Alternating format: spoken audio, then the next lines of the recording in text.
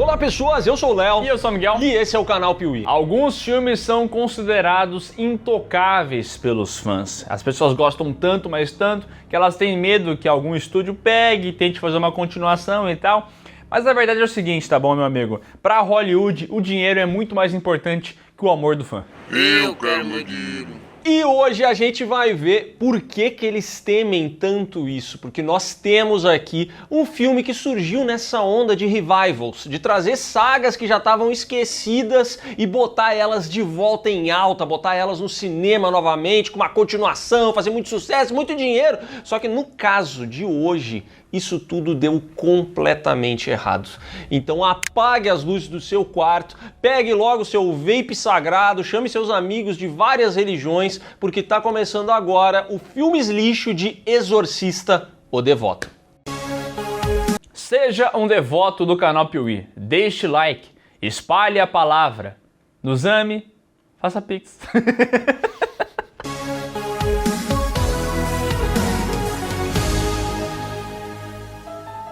Lançado em 1973, O Exorcista pode ser considerado um dos, se não o maior filme de horror de todos os tempos. Sua profanidade assustou gerações e até hoje qualquer pessoa que assista O Exorcista vai ser marcada de alguma forma por essa obra. Só que replicar isso não é fácil. Não é à toa que O Exorcista recebeu 4 continuações e nenhuma delas chegou nem perto do brilhantismo do filme original. Aliás, a primeira continuação de Exorcista é tida por muitos como uma das, se não a pior continuação da história. He's chosen me.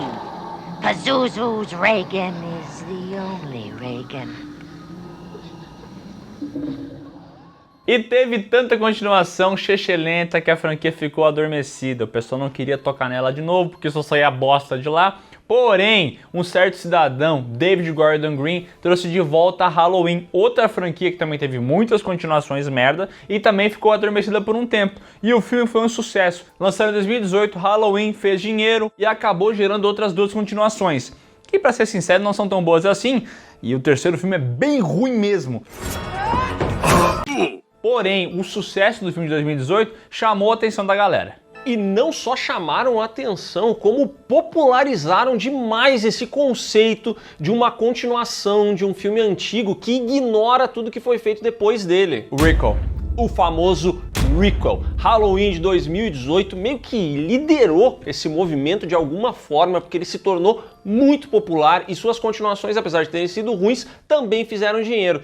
Crime compensa sim. E aí, como o Miguel falou, a Universal, vendo esse movimento, pensou, rapaz, por que a gente não tenta fazer isso com O Exorcista também? Então, Universal e Peacock se uniram e pagaram 400 milhões de dólares pelos direitos da franquia O Exorcista. E qual era o plano deles? Chamar David Gordon Green para replicar o que ele fez em Halloween com O Exorcista. E assim, meu amigo, a ideia inicial era não só fazer um filme, e sim uma trilogia.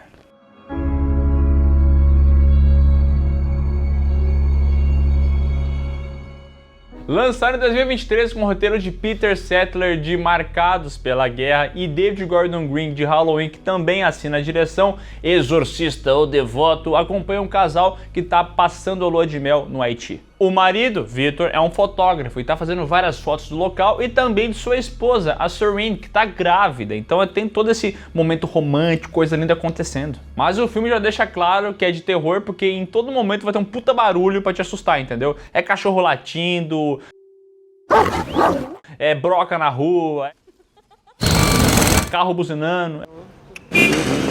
Enquanto Victor tá tirando fotos, Serene é chamada por uma criancinha e ela fala assim, olha que menininho bonitinho. Ele convida ela a ir para algum lugar e assim Serene vai parar numa antiga construção, onde uma espécie de curandeira realiza um ritual, supostamente para abençoar o bebê que está em sua barriga. Algum tempo depois, Serene sai dali, vai pro hotel descansar, afinal de contas ela tá grávida e tudo mais, e o marido dela, ele só pensa em fazer foto, entendeu? Ele não vai com ela pro hotel, ele fica fazendo foto e tudo mais, só que no meio dessa história toda acontece um grande terremoto e Serene fica gravemente ferida. Ela é levada para o hospital e os médicos informam a Victor que não vai ter como salvar a sua esposa e o bebê que está dentro dela. Então ele precisa fazer uma escolha.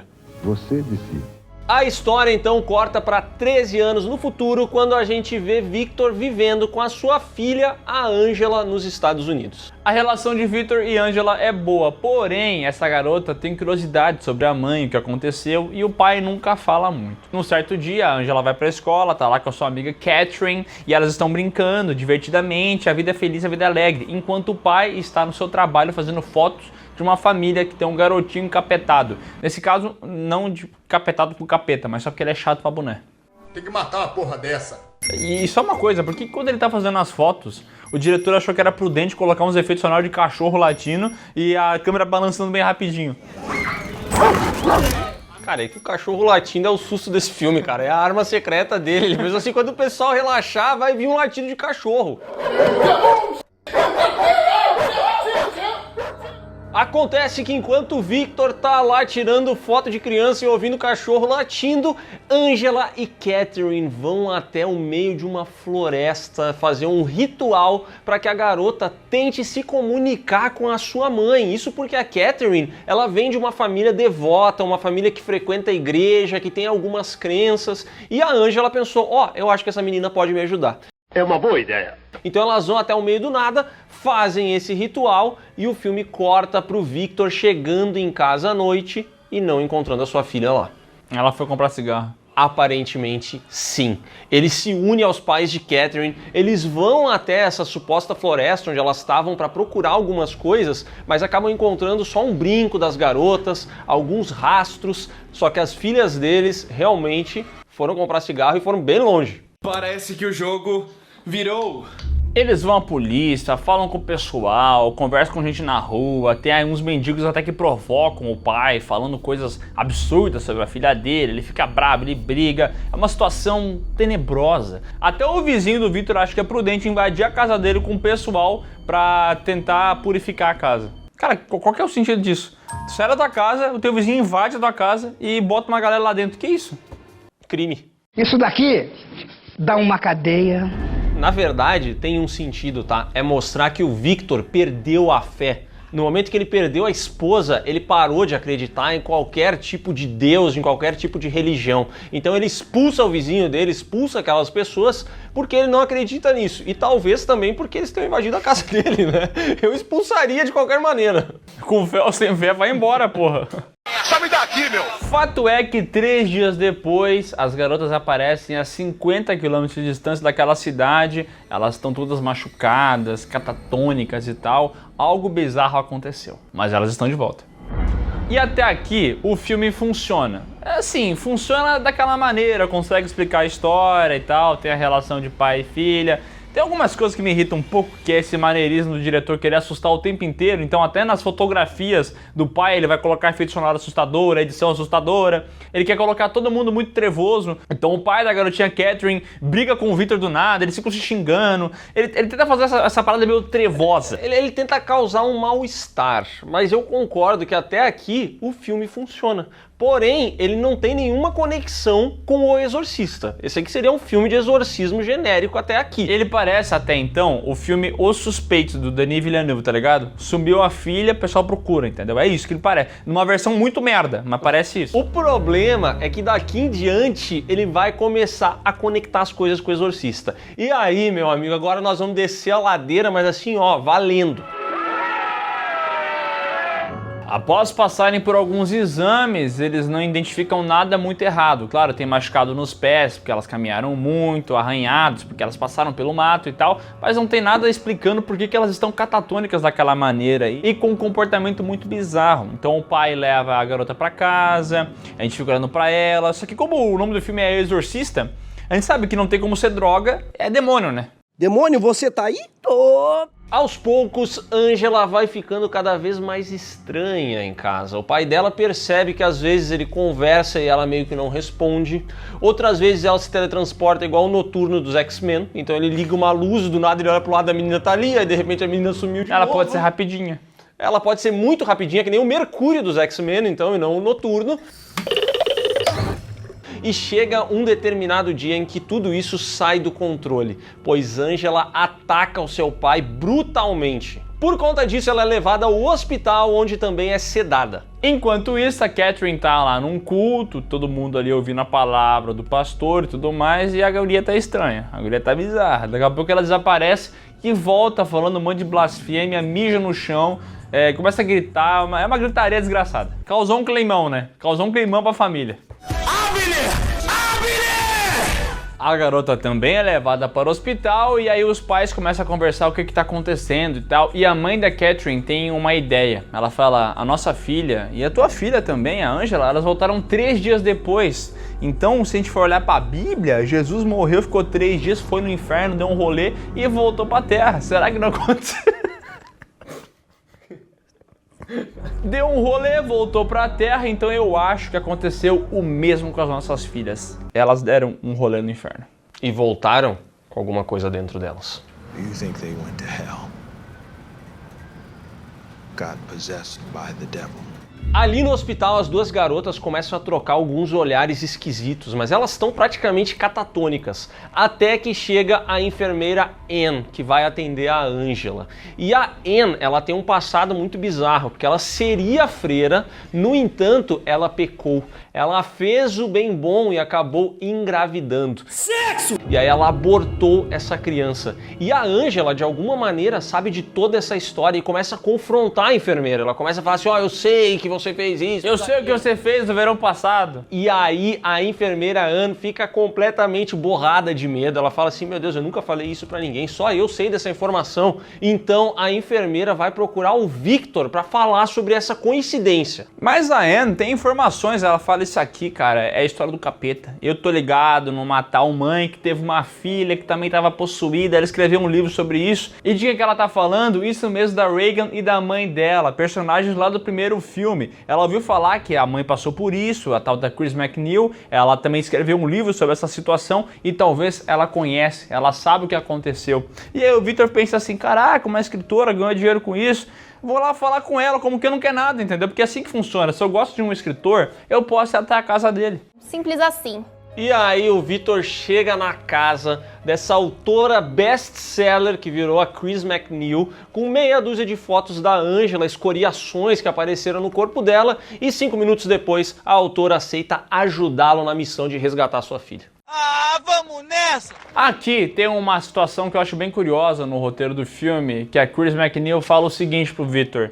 Eu estava lá quando a minha filha foi exorcizada, mas não pude participar do exorcismo por causa do patriarcado. E aí, tá ligado a expressão lacrou errada, amiga? Porque, tipo assim, não é que ela não tava lá por causa do patriarcado, porque ela não tinha conhecimento de exorcismo, entendeu? Ela era uma atriz do primeiro filme, ela não era uma espanta-demônio.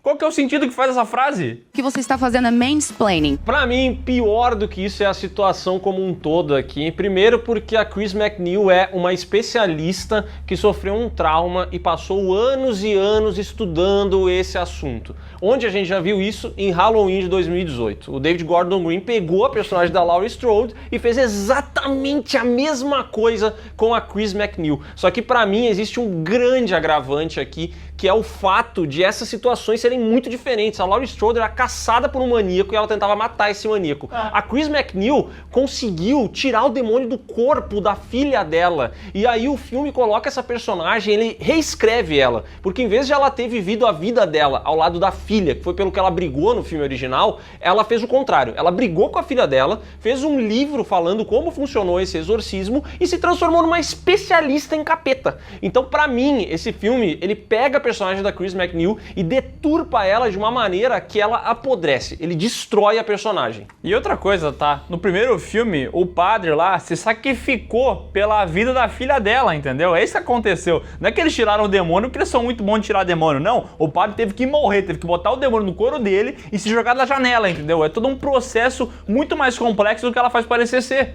Eu fico puto que esse filme aqui pega essa situação que era ela ter brigado pra salvar a filha dela, pra depois ela jogar tudo isso fora e brigar com a própria filha. Inclusive ela fala, a filha não fala comigo tem vários anos. Ela não aceitou. Porque eu botei toda a nossa história nesse livro aqui. She hated it. She never forgave me for writing it. E assim, a título de curiosidade, muita gente acha que o demônio desse filme é o Pazuzu, o mesmo de O Exorcista. Mas nos créditos a gente descobre que quem atua aqui, na verdade, é Lamashtu, um demônio mesopotâmico que ataca grávidas. E aí eu me pergunto, será que David Gordon Green estava pretendendo fazer algum tipo de embate entre dois demônios diferentes nas continuações? Até porque dizem que Lamashtu é tipo um rival de Pazuzu. Os dois não se gostam. Aí, ó. Uma pena que a gente nunca vai saber, né? Podia rolar o Demônioverso. Não, por favor. Os dois vão visitar a Angela, que já tá toda porreta das ideias, escrevendo Reagan na cama dela, com os dedos e tal. E aí ela fala o seguinte pra Chris: olha, ela está esperando você. Ela quem? Catherine, óbvio, né? Quem mais ela podia estar falando? E aí a Chris vai lá falar com a Catherine, e quando ela chega lá, ela já lembra aquele lance do patriarcado e tal, agora ela já sabe como exorcizar o demônio. Então ela começa: sai daí, capeta, você não tá com nada, meu irmão, você é muito paia, sai daí, sai da capeta. Ela começa com esse papo e o demônio começa a se assustar. Fala: ô, acho que essa mulher sabe o que tá fazendo. Release this child! Release this child! E enquanto tá rolando esse mini exorcismo, o pai da Catherine, ele tá perdendo a fé. Ele tá desesperado, ele não acredita que Deus fez isso, que Deus deixou ele na mão, entendeu? Que sacanagem! E a Catherine lá, a Catherine especialista metendo o exorcisto. Exorcisto? Exorcista. É o CNPJ? Metendo o exorcista no calabreso ali. E a Chris segue lá no exorcisto dela, cuidando da garota, e crucifixo que cai da parede, aquelas cenas clássicas que a gente vê em todos os filmes desse estilo, até que chega um momento em que ela realmente consegue controlar a situação.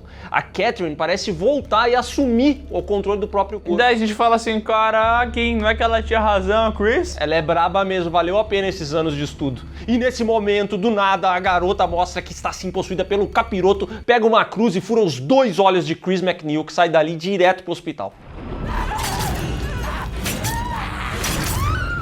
Cena maravilhosa, inclusive, tá? Porque, tipo assim, ela vem com esse papinho, caga uma regra, toma 2 filetadas no olho pra ficar bem esperta, que não é bem assim que funciona. O problema é que, ao mesmo tempo, como o Léo falou antes, a personagem Chris MacNeil não tinha nada a ver com isso, né? Então eles pegaram a personagem, cagaram em cima dela, e essa leitura do David Gordon Green dela é péssima, né? Eu não sei ler, nem escrever. Mas antes de sair de cena de uma vez por todas, Chris MacNeil recebe uma visita de Victor no hospital, que deve estar se sentindo um merda, né? Porque ele envolveu essa mulher numa situação e ela acabou sem os 2 olhos. Então ele vai lá no hospital com aquela cara de cu dele, ela recebe ele e dá uma de Nick Fury, porque ela fala assim: ó, o negócio é o seguinte, para acabar com essa situação, você vai precisar reunir forças de todas as religiões possíveis. E aí eles vão começar a missão Vingadores Religiosos. Eu estou aqui para falar sobre o Projeto Vingadores.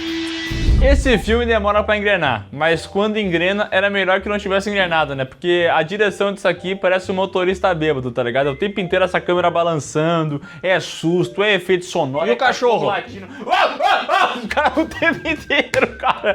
Que filme desgraçado, cara. E aí tem essas cenas que você olha e fala assim: deve ser piada. Me diz que isso aqui é um sonho. E aí ela vai acordar assustada que o que acabou de acontecer. Não, é o filme mesmo, cara. E sabe o que me incomoda? É que no trailer eles ensaiaram essa parada de um demônio possuindo 2 pessoas, e essas 2 pessoas estavam conectadas. Então o trailer desse filme era todas as cenas do hospital, as 2 garotas se comunicando, escrevendo coisa na parede e tudo mais. Só que, cara, quando você começa a assistir o filme, a impressão que dá é que isso aqui é uma perfumaria, porque não precisava ter 2 pessoas possuídas, elas acabam ficando escanteadas várias vezes, cada uma na sua casa, elas não ficam se comunicando o tempo inteiro, sabe? O filme começa a mostrar o vizinho, a mostrar a Ellen Burstyn, a mostrar o não sei quem, e aí ele não consegue se focar nessas 2 personagens. E pra que trouxeram a Ellen Burstyn aqui, cara? Só porque ela tá no filme original e queriam botar ela no trailer, fazer a conexão e tal? Só por isso mesmo, né? Porque no filme, se você tira ela da equação, como ela não faz porra nenhuma, o que muda ela no filme? É só pra envergonhar a personagem, é só pra isso. Uma perda de tempo.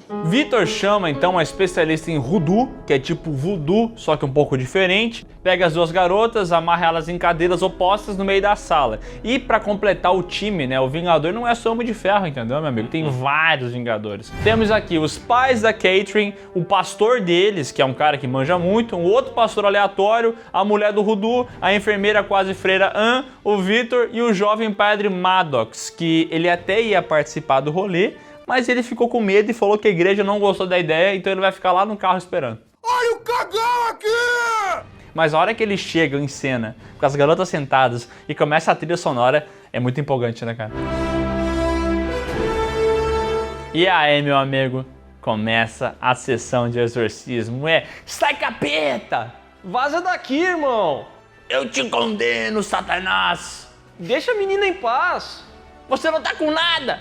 Não fala assim dela! Eu vou dar na tua cara, amigo! E aí, meus amigos, a gente percebe que qualquer um pode fazer exorcismo. Esse filme aqui, a lição dele é essa. Qualquer um com um livrinho na mão faz um exorcismo. Do it for yourself. Não precisa ser a Bíblia, não precisa ser nada. Qualquer pessoa com um panfleto na mão começa a gritar com o demônio. E eles começam e o capeta fica, eu não tô legal não isso aí. Mas daqui a pouco o demônio mostra que não é bagunça, tá? Ele chega pra enfermeira quase freira Em e fala o seguinte: você matou sua filha, trouxa. E ela, ai, droga.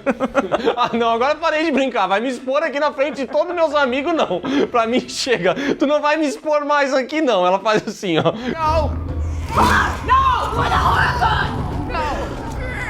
Acabou a participação dela. Cara, essa cena, que vontade de agredir essa idosa, cara. Quando o demônio...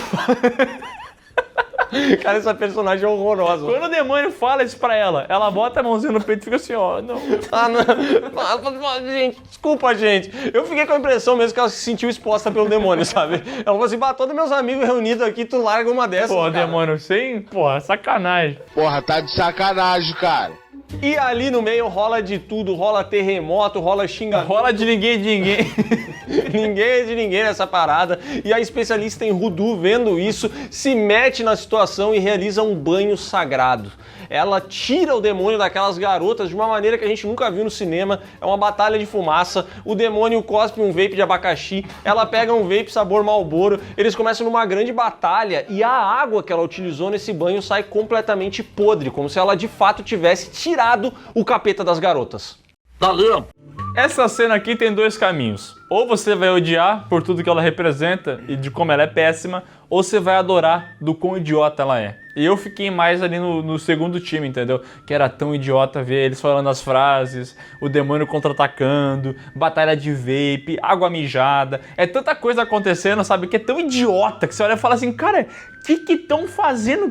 Como é que botaram dinheiro na mão desse homem, velho? Como? Eu acredito que eles tentaram fazer aqui uma parada meio de inclusão religiosa, sabe? Vamos reunir todas as religiões, porque o exorcismo fica sempre na parada do catolicismo, a gente precisa dar uma mudada nisso e tal. Só que, cara, se perdeu completamente a parada. O filme original tinha um tom tão blasfemo, sabe? Era uma parada tão pesada e tão crua. E esse daqui, ele não tem essa crueza. Esse daqui parece tão posado. Parece que tem os Vingadores ali reunidos, cada um com seus poderes diferentes, combatendo o demônio. Só que isso tudo parece tão jogado, sabe? Eles realmente parecem super-heróis em um filme da Marvel, isso aqui. Não tem a parada do exorcista, sabe? Eles não conseguem trabalhar o drama dessas garotas, o demônio fazendo elas fazerem coisas terríveis. Não tem isso. E a relação de pai, Vitor e filha Angela tá só no início do filme, porque depois que ele perde ela, a gente tem que acreditar que esse cara tá indo atrás da filha dele porque ele ama muito ela, e porque ele tá, nossa, como eu amo essa minha filha, eu tenho que atrás da... Cara, não dá. O ator não convence, o roteiro não convence, nada convence. Isso aqui é muito ruim, cara. Era pra tu se importar com os personagens aqui, mas tu só consegue rir, velho. O que tá acontecendo?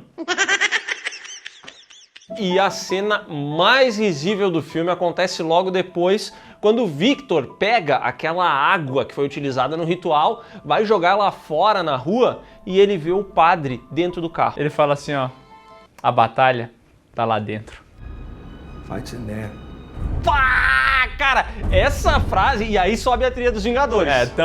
Você lembra a cena, a música Portals lá do Vingadores do Ultimato, quando chega todos? Aí começa, a hora que o padre bota o pé ali na porta e entra, cara, pô, aí todo mundo olha e fala, o padre é foda! And of the Son, and of the Holy Ghost. Chegou o padre jovem, cara. É ele que vai salvar essa parada. He's the one, listen Gaib. Listen, Gaib! Cara, aí todo mundo emocionado com essa situação, entendeu? Aí o padre começa, é o seguinte, capeta, vamos embora, que não tá legal isso não. E o capeta começa, ai, vou ficar fraco, vou morrer. E nesse momento acontece a melhor cena do filme, que é o capeta quebrando o pescoço desse padre jovem.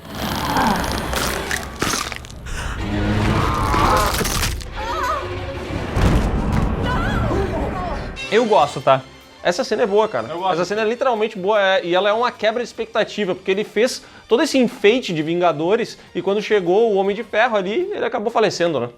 Os caras juntaram os Vingadores, as joias do infinito. Tinha até o Homem de Ferro aqui e nada foi o suficiente para derrotar o Thanos. Aí o pessoal perde a fé. Aí o demônio começa assim, você tem que escolher, ou é a Angela, ou é a Catherine. E aí os pais ficam se olhando e falam, a gente não pode escolher ninguém, porque, né, obviamente, né, um vai falar que escolhe a filha, o outro vai falar que escolhe a outra filha, porque cada um tem uma filha, né, vai falar o quê? E aí eles ficam nesse embate, eu fiquei pensando assim, tá, e se um pai fala, eu escolho a filha, e o outro pai fala, eu escolho a minha filha, aí faz o quê? Aí vale quem falou primeiro, e é exatamente isso que acontece aqui, porque o pai da Catherine, no meio daquele rolê todo, a mãe da garota não fala nada, o Victor não fala nada, porque eles querem salvar as duas meninas, mas o pai da Catherine fala assim, eu escolho a Catherine, e nesse momento... Pokémon, né? Vai, Catherine! Eu escolho você, vai, Catherine! Aí, cara, o capeta fala, fez o que eu queria. Aí o capeta começa a roubar as duas, começa a levar mais a Catherine, né? Já que o pai fez essa sacanagem, né? E nesse momento, cara, teve Vingadores, teve Homem de Ferro, Joia do Infinito. Nada foi o bastante pra derrotar o demônio. O que vai derrotar o capeta, Léo? Fala pra mim. O poder do amor. Amém. Amém. Porque é isso mesmo, cara. O nosso querido Victor começa assim, filha, tá aqui, ó, tem um lenço da tua mãe. Sente o cheiro do lenço da tua mãe. Tua mãe usava perfume de Jequiti, ela adorava esse filho. Ela morreu faz 13 anos, mas sente aqui o cheiro da tua mãe. E ele começa com todo esse papinho. Só que o demônio dá a entender que ele não vai conseguir, que a Angela de fato vai morrer. Até porque o demônio fala assim, eu sei que você escolheu a mulher e não a filha. Then save my wife. Don't listen to it, Victor. Que não muda nada, Não né? muda nada, porque isso não muda absolutamente nada. O pai fala, pois é, mandei mal, mas agora amo minha filha, volta a filha. E a filha, então tá, então eu vou voltar. A filha volta e a Catherine morre. Só que aqui tem um paralelo com esse início, tem praticamente um plot twist, porque na verdade o que aconteceu é que o demônio, ele é ardiloso. Então da mesma maneira que Victor escolheu a mulher dele e recebeu a sua filha, aqui, quando o pai da Catherine escolhe a garota, quem vai ser salva não é aquela garota, mas sim a Angela. É tipo Coringa, lá em Cavaleiro das Trevas. O Batman quer salvar o Harvey Dent, outro quer salvar a Rachel. Ah, quero salvar a Rachel. Ah, te peguei no pulo, amigo. Peguei um povo na casca do ovo. Angela volta, o pai abraça, Catherine morre e os pais dela choram. Mas, assim, né, o final não é completamente feliz, mas é feliz para Chris. Porque a filha Regan dela volta lá no hospital a ver a mãe depois de tantos anos. Só que a mãe não consegue ver a filha, né? Exorcista o Devoto custou 30 milhões e faturou 136. Só que assim, você tem que parar pra pensar que o filme não custou só 30. O filme custou 30 mais os 400 para adquirir os direitos, né? Então esses valores não foram muito bons, as críticas destruíram o filme. Assim, Halloween Ends eu acho que a nota já era muito baixa, mas esse aqui conseguiu ser mais ainda. Esse filme é muito ruim, cara. E o pior de tudo é que não bastando ser ruim, ele pega a obra original lá do William Friedkin e caga em cima dela. Porque ele traz as personagens que não deveria trazer. Eu não sei por que a Chris MacNeil tá aqui, eu não sei por que eles fazem essa personagem ter esse desfecho tão infeliz e que não é nada condizente com tudo pelo que ela passou, entendeu? Eles pegam a personagem e viram ela de cabeça pra baixo, cara. Ela tinha medo do demônio, ela queria salvar a filha dela. Aqui ela virou uma combatente do demônio. Isso só mostra que o David Gordon Green não tinha noção nenhuma do que ele estava fazendo, ele não conhecia os personagens do filme, ele tentou fazer um Halloween 2.0 e conseguiu. Halloween Ends 2.0, uma bosta do filme, a única coisa positiva realmente é que gerou aquela crítica do Leno Gary, né? E eu odiei o filme. Não só odiei o filme, eu detestei o filme do começo ao fim. Eu tenho nojo desse filme, repulsa pelo que esse filme representa pro terror contemporâneo. Mas tem uma curiosidade que eu gosto muito também envolvendo esse filme, que é o fato de o William Friedkin ter falado que ele gostaria de estar morto no dia que fosse lançado isso aqui, e que quando isso acontecesse, ele voltaria para puxar os pés do David Gordon Green. E veja só, ele morreu 2 meses antes do filme ser lançado, e agora eu fico na expectativa para saber se ele vai ou não puxar o pé desse filho da puta. Eu acho que vai, tá? Porque o David Gordon Green estava confirmado para essa trilogia, ele já foi cortado do segundo filme, não vai voltar aqui para Exorcista, e pelo jeito vai ter dificuldades na indústria. Então eu acho, cara, que isso é o William Friedkin puxando o pé dele. Ou o tapete dele. Olha, eu sei que teve pessoas aí que não odiaram tanto assim o filme, mas pra gente não dá, né? Exorcista o Devoto é filme lixo. Então é isso, pessoal. Se gostou desse vídeo, dá um like aqui embaixo, se inscreve no canal, marca o sininho e comenta o quanto você odiou Exorcista o Devoto ou você não odiou tanto assim. E não se esquece de conferir aqui na descrição do vídeo os links que vão levar você para as nossas redes sociais, para as lives do Miguel e para o PeeWeeCast, o podcast que está mudando. A gente nem sabe qual é o link que vai estar aqui na descrição. Eu também não sei.